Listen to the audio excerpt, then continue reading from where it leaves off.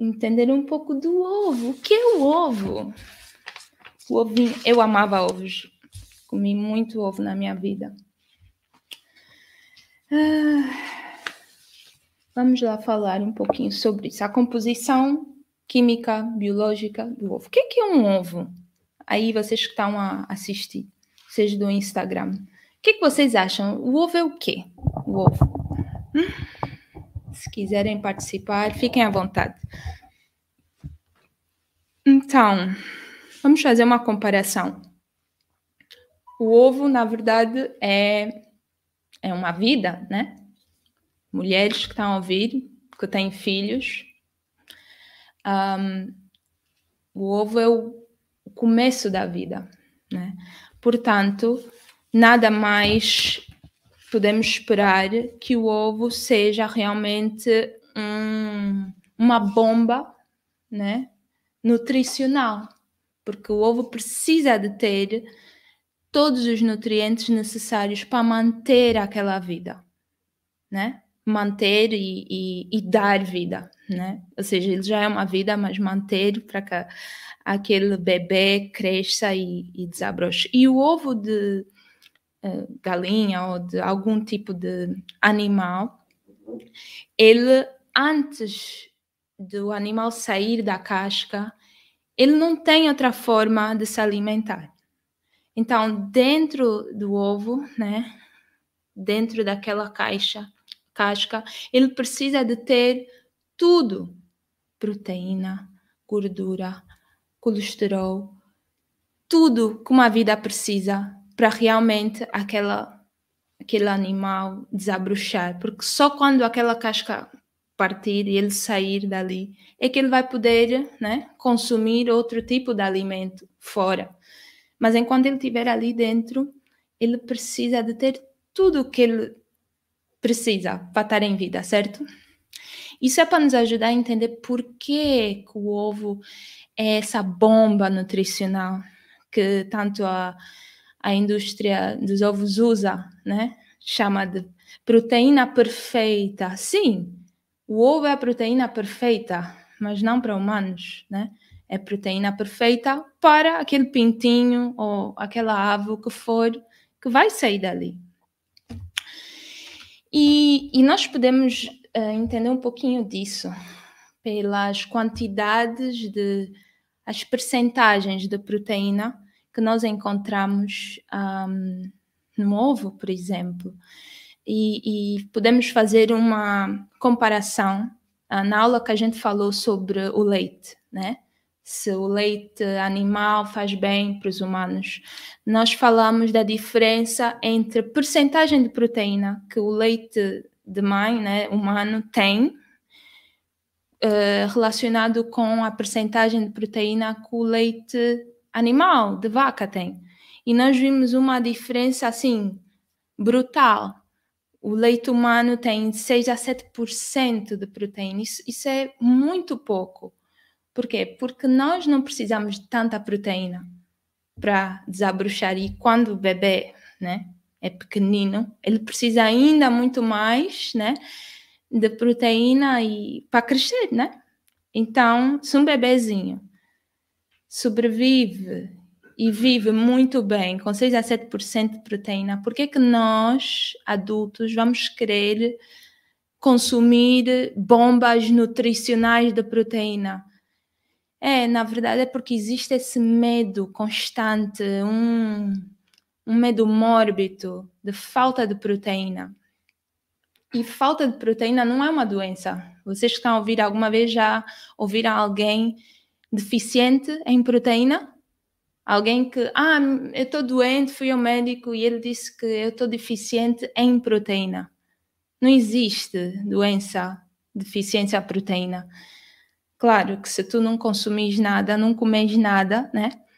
Pessoas que não comem porque não têm comida, elas vão estar deficientes, não é só de proteína, de tudo, né? Então, essa doença de falta de proteína não existe. Entretanto, a tal proteína perfeita que essa indústria promove, porque o ovo tem muita proteína, 3 ingredientes fundamentais, que é proteína, gordura saturada e colesterol.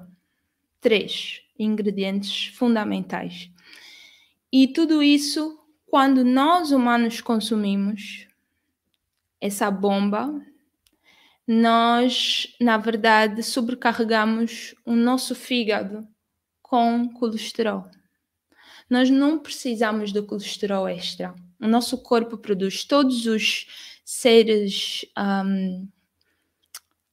humanos, animais, produzem colesterol dentro de nós, né? Então, nós não precisamos de colesterol extra. Um bocadinho de colesterol faz bem. Não faz mal. Nós não precisamos de colesterol.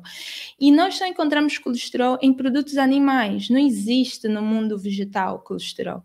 Então, qualquer coisa que a gente coma de animal, não importa se é o peixe mais saudável que a loja diz que é, ou a carne mais saudável, não importa. Tudo que seja de origem animal tem colesterol, porque é uma hormona que faz parte do corpo animal.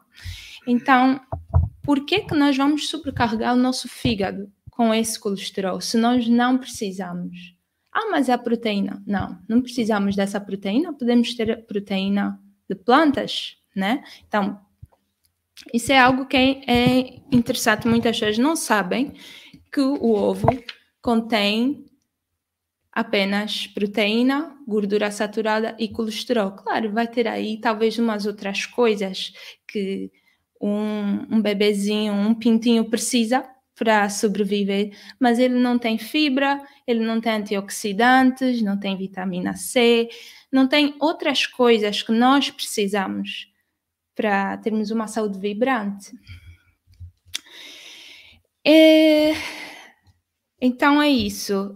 Esse conceito de proteína perfeita também está muito baseado numa coisa, que é a proteína do ovo, a proteína animal. É um tipo de proteína que o nosso corpo absorve muito rapidamente, muito bem. O nosso corpo absorve muito bem proteína animal.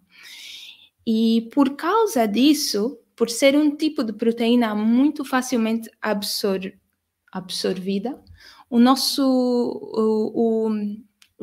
as pessoas que promovem, né, o consumo de ovos, de produtos animais, usam isso como que, então essa é a proteína perfeita. Sim, é a proteína perfeita se realmente nós precisássemos de, primeiro, tanta proteína e, segundo, realmente a nossa saúde dependesse do nosso corpo absorver maior proteína possível.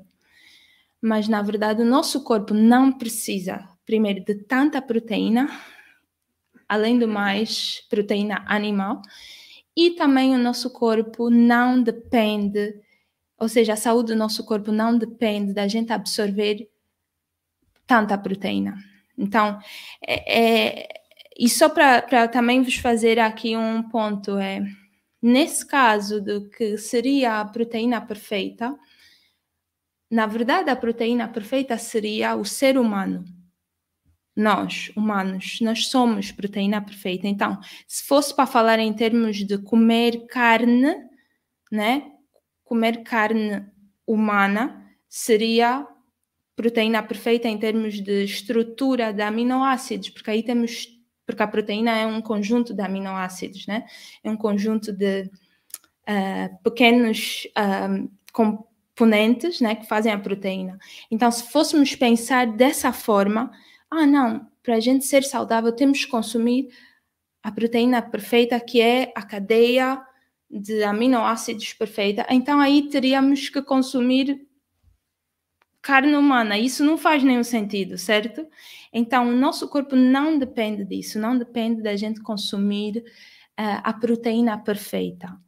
O nosso corpo depende da gente consumir aquilo que ele consegue digerir e consegue realizar todos os processos com saúde perfeita ou saúde vibrante, sem consequências, né? Do tipo, não, vou consumir o ovo pela proteína, mas depois vou ter o colesterol que vai me trazer um outro problema.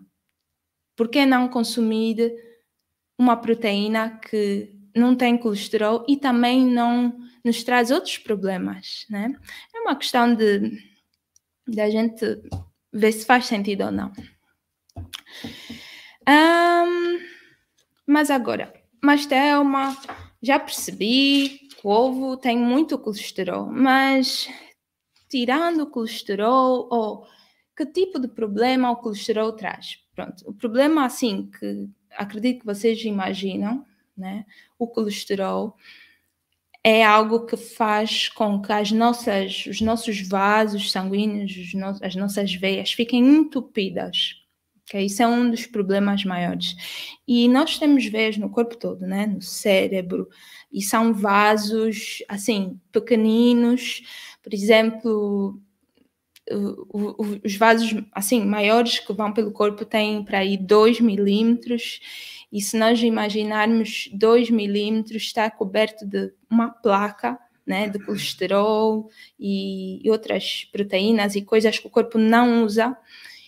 Isso é uma sobrecarga imensa. Então, não é de estranhar que pessoas que tenham, por exemplo, hipertensão ou problemas do coração tenham todas essas veias entupidas. E não é só veias que vão para o coração, mas é na cabeça, tudo. E isso, claro, que põe essas pessoas a risco de derrames, que a gente viu, né?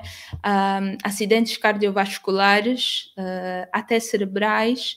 Então, é algo que o consumo excesso, o consumo de colesterol promove, né?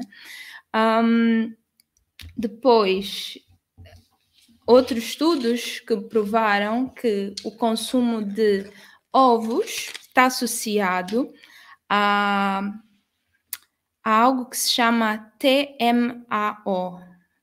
TMAO, vocês podem pesquisar.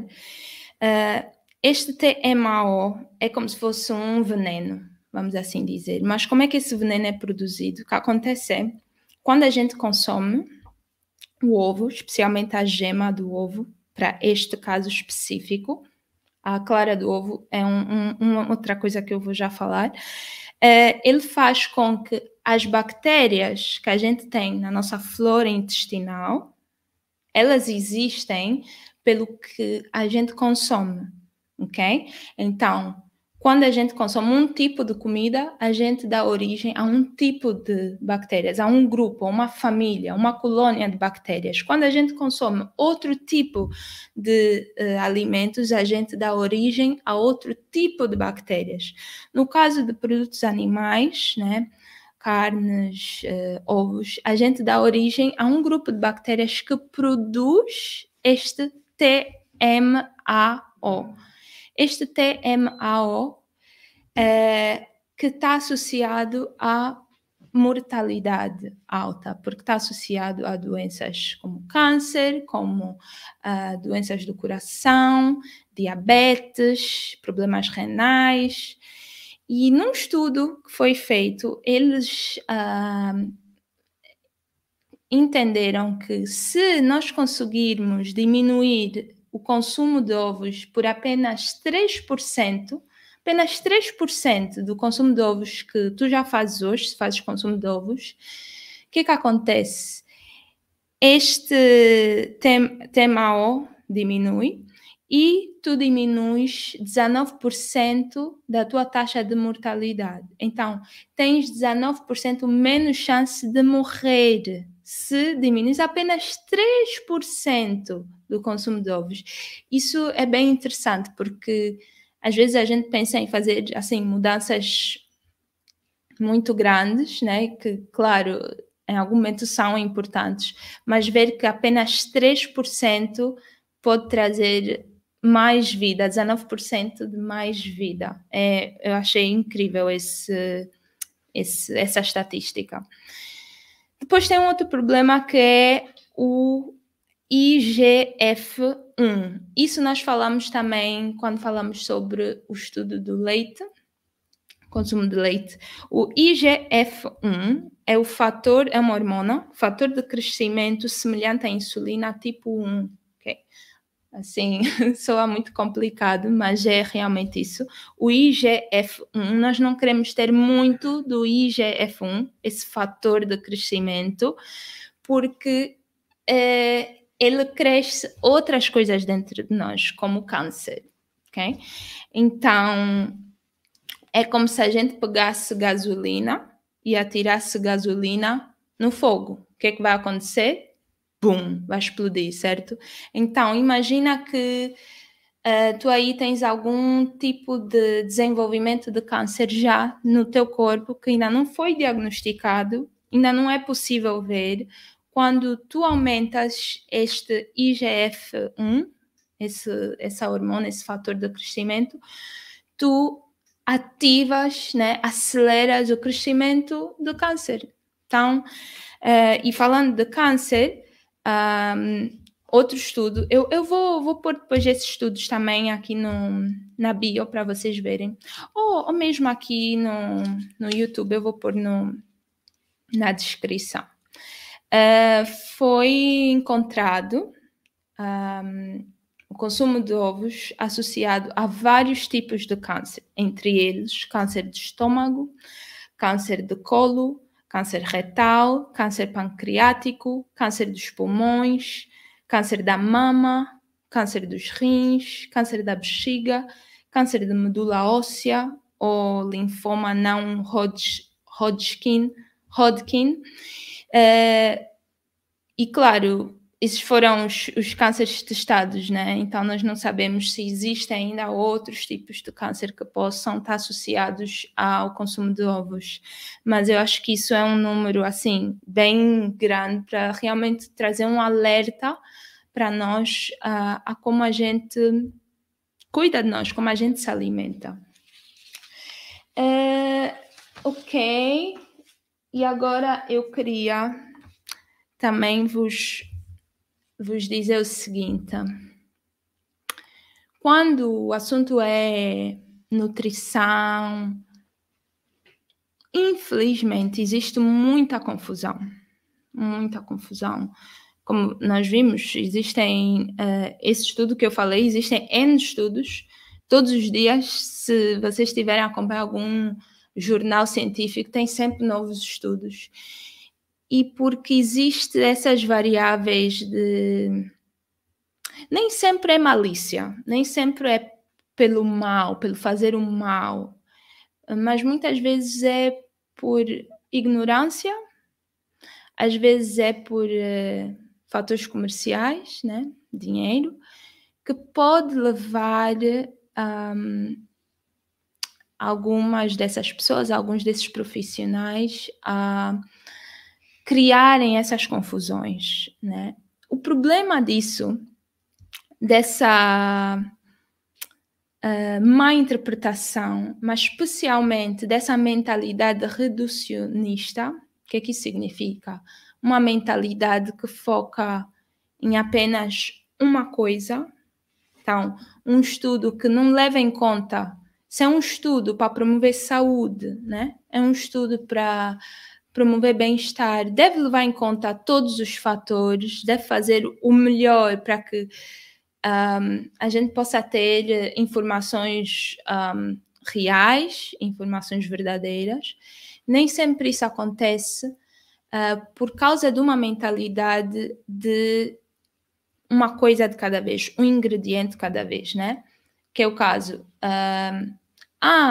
Descobrimos que a vitamina C faz muito bem e então, em vez de encorajar as pessoas a comerem mais alimentos ricos em vitamina C, por que não criar um comprimido concentrado com vitamina C, né? Isso é uma forma de pensar muito reducionista, né? Ou seja, vamos reduzir, vamos isolar. E, infelizmente, para além dos problemas que isso pode gerar, isso cria muita confusão a nível da informação nutricional, porque as pessoas que são informadas pelos profissionais, né, e que confiam, né, vão simplesmente se limitar a dizer: se eu tomar apenas esse suplemento, eu vou estar bem, eu vou prevenir doenças, sem entender que o conceito é muito mais amplo, não é simplesmente uma única coisa que a gente faz, né? Mas sim o que a gente faz como um todo, né? Como a gente vive, como a gente se comporta, o que a gente pensa, como a gente se alimenta como um todo, não é o facto de eu comer todos os dias mirtilos, né? Porque mirtilos já é muito bom, é saudável, e eu consumir 100 gramas de mirtilos por dia, então eu posso fazer tudo, porque aqueles 100 gramas vão isolar tudo o resto de mal que eu fizer para com o meu corpo. Né? Então, infelizmente, esse tipo de mentalidade, mais a má interpretação, cria muita confusão e isso mina a credibilidade, né, de estudos científicos, da ciência nutricional, mas cria realmente um problema grande que é a saúde, né, de todos nós, por causa de informações muitas vezes não bem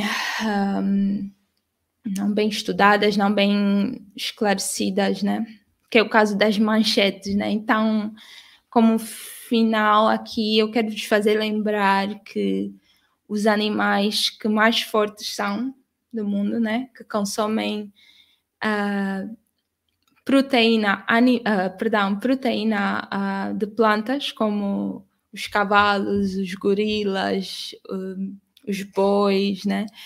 São animais bem fortes, não têm nenhuma deficiência de proteína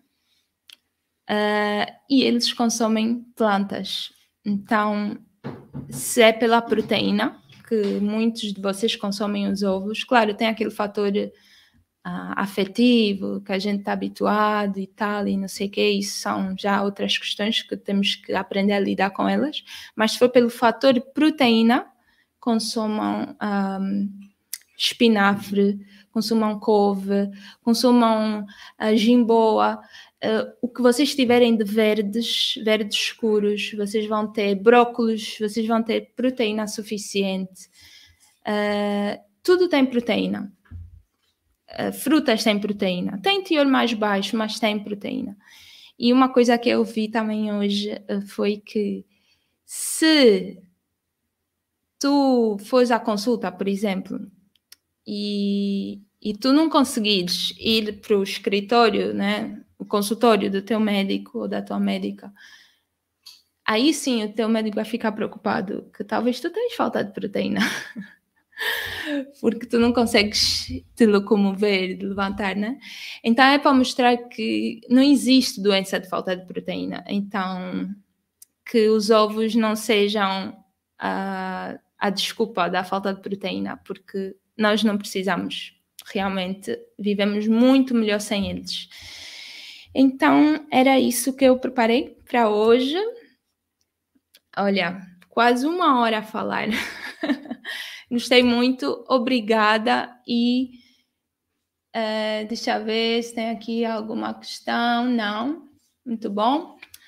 Isso mostra que vocês entenderam tudo e se não entenderam, tiverem alguma dúvida, é só enviarem um DM ou no Instagram ou façam um comentário abaixo dessa aula e eu vou fazer o meu melhor para responder.